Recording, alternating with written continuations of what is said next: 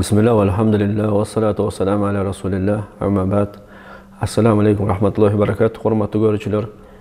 Sabaqtarыбыз улантабыз. Мурунку сабак талма эпилепсия оорусу тууралуу өтүп атканбыз. Бүгүн ошол талма, ошол эпилепсия ооруларына далилдерге бир аз кененирээк токтолуп кетсек, ошол далилдер албетте Курандан, сүннөттөн жана акылдан, акылда далилат кылат деген сөз. Бул нерсе шайтандан, жинден экендигине жана алымдардын сөздөрүнө токтолуп кетебиз.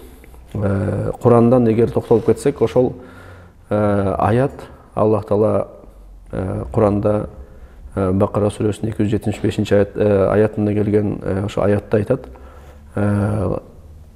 сүйүткөрлүк менен алек болгондор кыямат күнү бир гана шайтан өзүнүн тийүүсү менен жин урган акыбалда тирилишет деген аят тууралуу көпчүлүк тафсирчи алымдар ушул аяттагы максат адам ошол талма акыбалына келүүсү деп айтышкан. Мындайча айтканда, жин уруу, ошол жиндилик акыбалга келүүсү деп айтышкан. Ошол алымдардын ичинен эң биринчи эле ошол имам Ат-Тобари, тафсирчилердин мырзасы, айтат ушул аятка таянып, бул дейт, ошол аяттагы ошол ятахаббатху шайтону минал мас деген ошол жери шайтан өзүнүн тийүүсү менен ошол адамды жинди кылган акыбалда тирилет деген маани деп айткан. Ал эми Ибн Касир, бул дагы чоң тафсирчи алымдардан болгон алымдардан, ал айтат, мындайча айтканда дейт, ушул аятты айткандан кийин кыямат күнү кабырларынан бир гана ошол талма убактысында, ошол талма убактысында кантип ошол киши өзүн жоготкон акыбалда, улам туруп, улам жыгылган акыбалда, ошол мындайча айтканда жин урган акыбалда гана тирилет деп айткан да.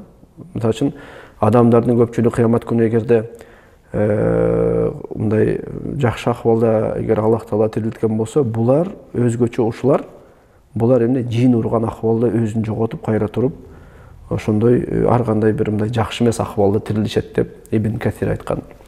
Имам Куртуби, бул дагы чоң тафсирчи алымдардан, ал айткан, ошол аят далили болот деген эмнеге? Талма, ошол эпилепсия, ошол жин уруу, жиндердин тарабынан эмес дегендердин сөзүн четке кага турган аяттардан деп айткан. Жана бул талма эпилепсия, мындайча айтканда, оорусу, акыбалы бир гана табияттагы бир нерсе дегендерге каршы ошолордун сөзүн четке кага турган бир чоң аяттардан деп айткан. Жана имам Куртуби айтат, дагы бул ошол кишилерге дагы сөздөрүнө каршы болот. Бул аят адамдын ичине жин кирбейт, жана жиндин уруусу жок дегендерге деп айткан. Жана көп имам Ал-Косими деген айткан, имам Косими, Ал-Косими, мындайча айтканда, кыямат күнү бир гана жин урган акыбалда тирилет деп айтышкан. Имам Ал-Алуси айткан экен, минал мас деген сөздү, ошол тийүүсүнөн деген сөздү, шайтандын тийүүсүнөн деген сөз, мындайча айтканда дейт, жиндилик деген.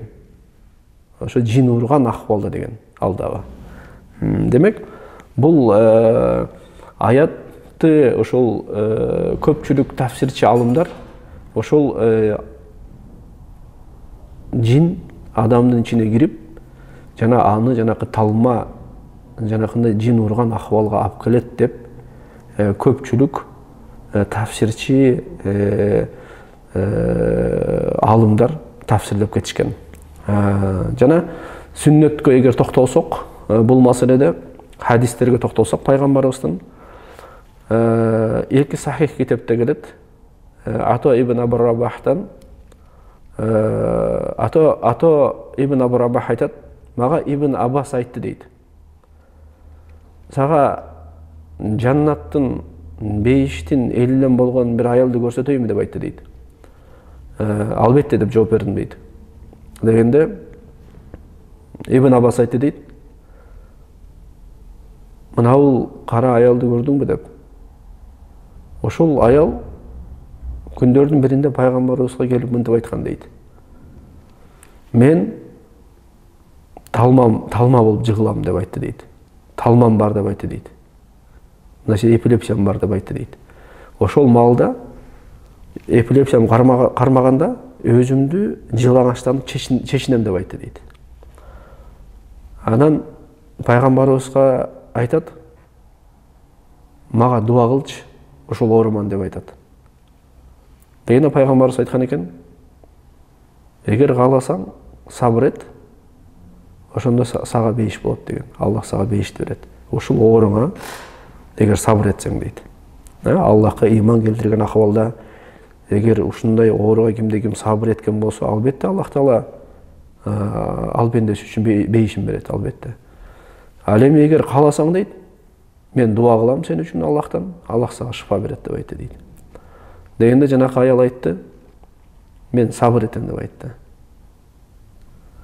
Мурунку өткөн сахабалардын акыбалы биздикинен айырмасы, бейишти бир гана тили менен же жүрөгү менен гана жеткенге аракет кылбай, өздөрүнүн иши менен дагы, амалы менен жеткенге аракет кылчу көбүнчө. Ошол кыйын ооруга карабай айтып атат бул аял, мен сабыр этем дейт. Бирок дуа кылчы мен үчүн, мен чечинбейин дейт. Ошо жылаңачтанбайын дейт. Ошол акыбалда болсо дагы бул кишилердин ыйманына таң каласын. Ошол акыбалда дагы өзүнүн ауратын жапканга умтулуп аракет кылып атат. Өзү кечиримдүү болчу, ошол маалда чечингенде ал жооп бербейт. Себеп дегенде ал өзүн билбеген акыбал. Бирок айтып атат, ушул маалда болсо дагы мен чечинип жылаңачтанбайын дейт. Ауратымды эмне жабайын дейт, эл көрбөсүн дейт. Бул аялдык эң чоң сыпат жана эң жакшы уялуу деген нерсе. Бул табияттагы аялдын эң чоң бир сыпаттарынан болуш керек. Деген анан эмне дейт? Пайгамбарыбыз ошол чечинбестикке дуа кылып, анан ошол чечинбей калган дейт.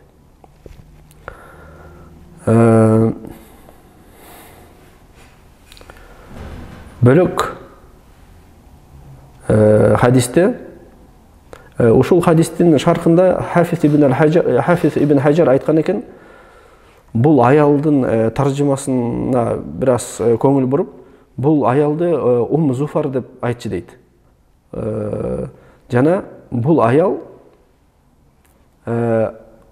Хафиз ибн Хаджар айтат, булун талмасы жинден болчу дейт. Булун талмасы жинден болчу, жана мындай табияттагы нерседен эмес болчу дейт.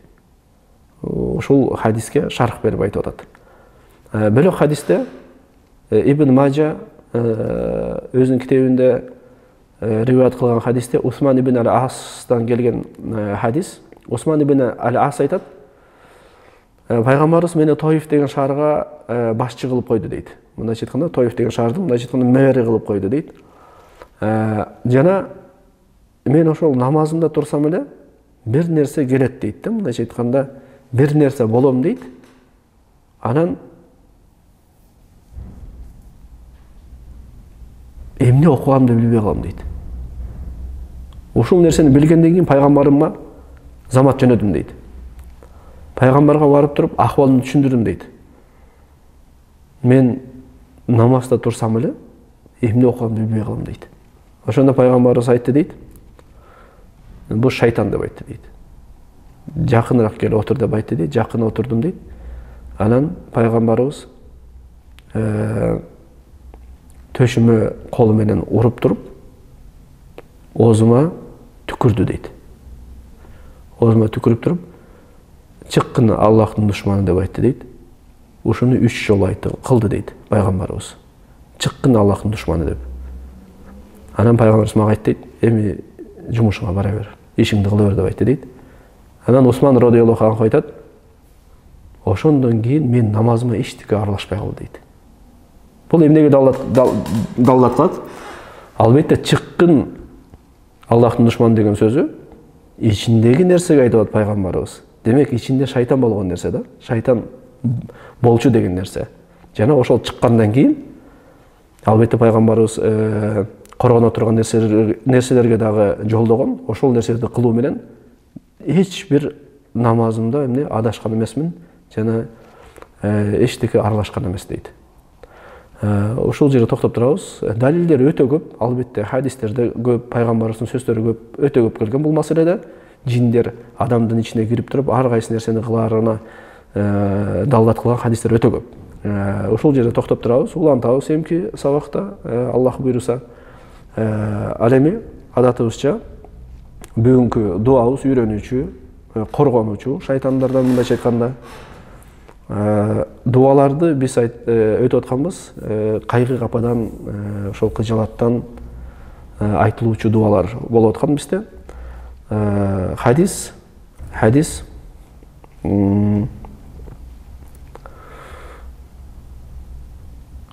Абдурахман ибн Абу Бакра деген сахабадан келет экен, анын атасынан айтат, кайгырганын дуасы мынабул дейт. Пайгамбарыбыздан келген экен, пайгамбарыбыз мынтип айткан дейт. Кайгыргандын дуасы мынабул дейт. Аллахумма рахматака арджу, фала такилни иля нафси тарфата айн, ва аслих ли ша'ни куллаху, ла илаха илля ант. Айтып атат пайгамбарыбыз, Аллахым, сенин рахматыңды үмүттөнөм, сенин рахматыңа үмүттөнөм. Жана менин нафсымды менин нафсыма көз ирмемге да таштап койбо дейт. Себептен нафс бир гана жамандыкка буйруйт. Ушу нафсымды көз ирмемчилик таштап койбо дейт. Ушул кыска мөөнөткө дагы дейт. Жана бардык ишимди оңоп бер, жакшылап бер, сенден бөлөк сыйынууга татыктуу зат жок. Албетте Аллахтан бөлөк сыйынууга татыктуу зат жок. Жана айтып кеткенбиз, жана айта беребиз. Ар бир кайгы капа кыжалаттан чыга турган бир гана жол бар. Бул кайсы жол? Аллахты бүт нерсесинде жаңгыздоо. Жана Аллахтын улуктугун жүрөккө отургузууда.